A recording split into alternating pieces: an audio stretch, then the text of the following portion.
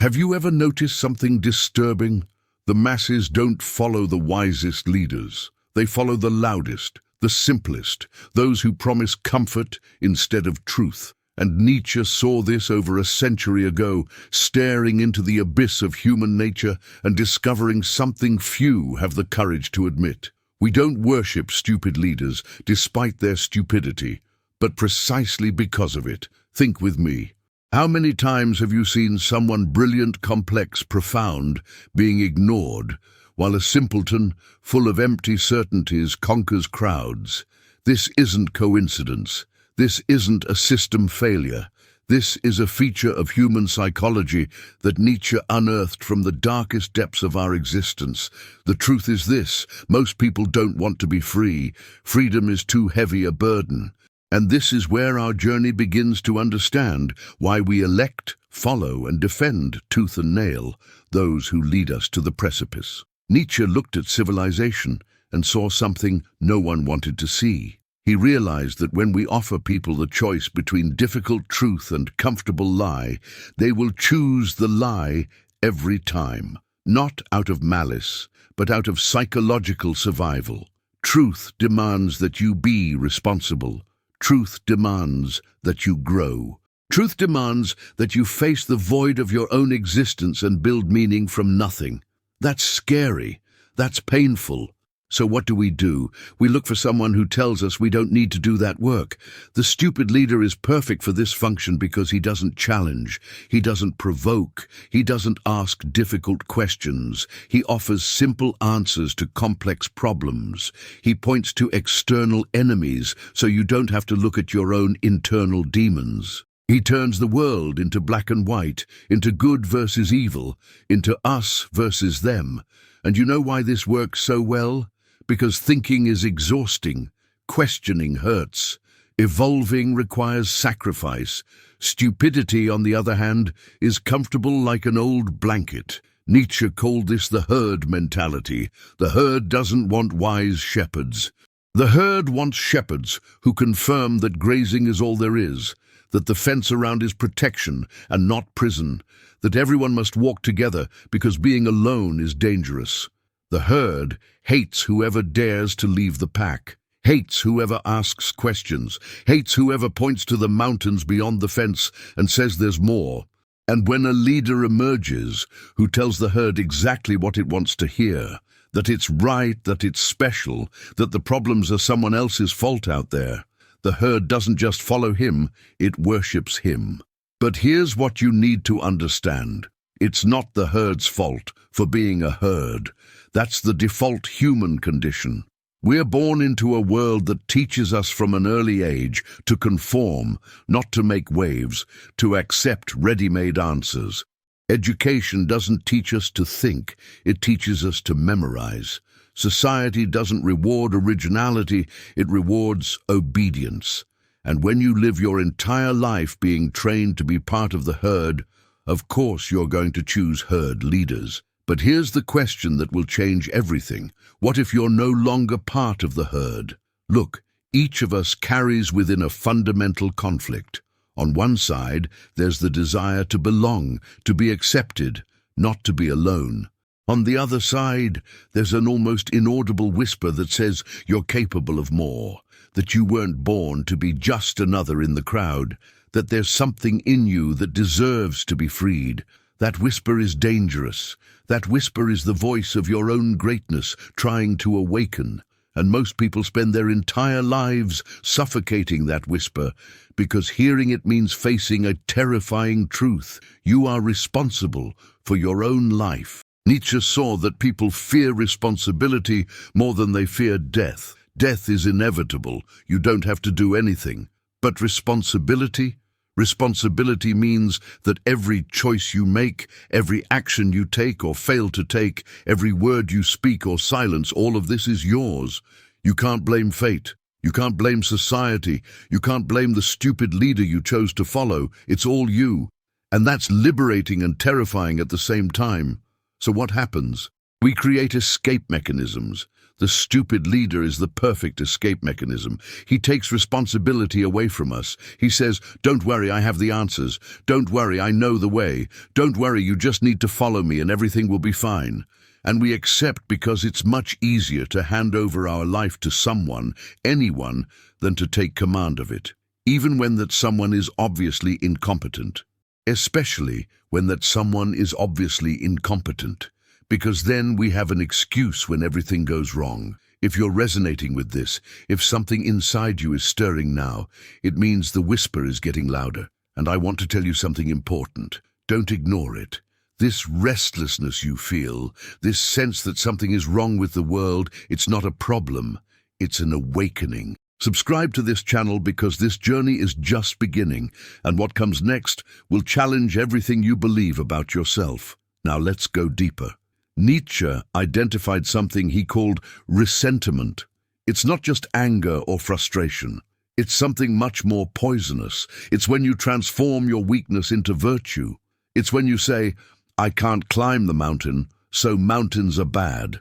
I can't be extraordinary, so being extraordinary is wrong. I can't think for myself, so whoever thinks for themselves is dangerous."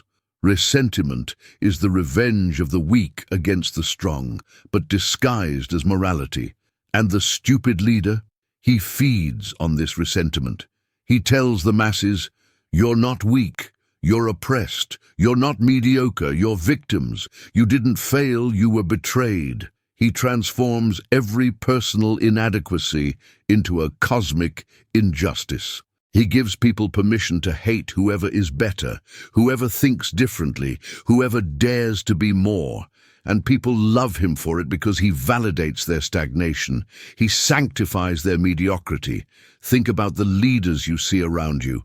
Observe those who gain the most followers. They're not the ones who challenge you. They're not the ones who ask you to grow. They're the ones who tell you that you're already perfect the way you are, as long as you agree with them. They're the ones who simplify the world into slogans, into catchphrases, into clear enemies and magical solutions. They're the ones who never ask you to look in the mirror and ask, "What can I change?" Because here's the secret no one wants to admit. Changing yourself is infinitely harder than blaming others. Taking responsibility for your own life is much scarier than finding a scapegoat. Building your own meaning requires work, pain, loneliness, doubt. It's much easier to adopt the meaning that a leader offers you ready-made, even if that meaning is shallow, even if it's a lie, even if it diminishes you. And this is where we get to the heart of the matter. Nietzsche realized that modern civilization was creating what he called the last man. The last man is one who seeks only comfort, only security, only superficial contentment.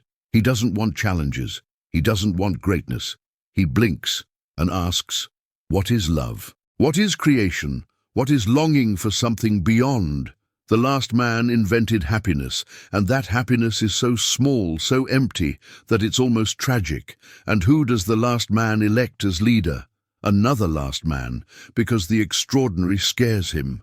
Genius makes him feel small, depth makes him uncomfortable, so he chooses someone as mediocre as himself, someone who validates his own mediocrity, someone who promises that mediocrity is virtue and that seeking more is arrogance.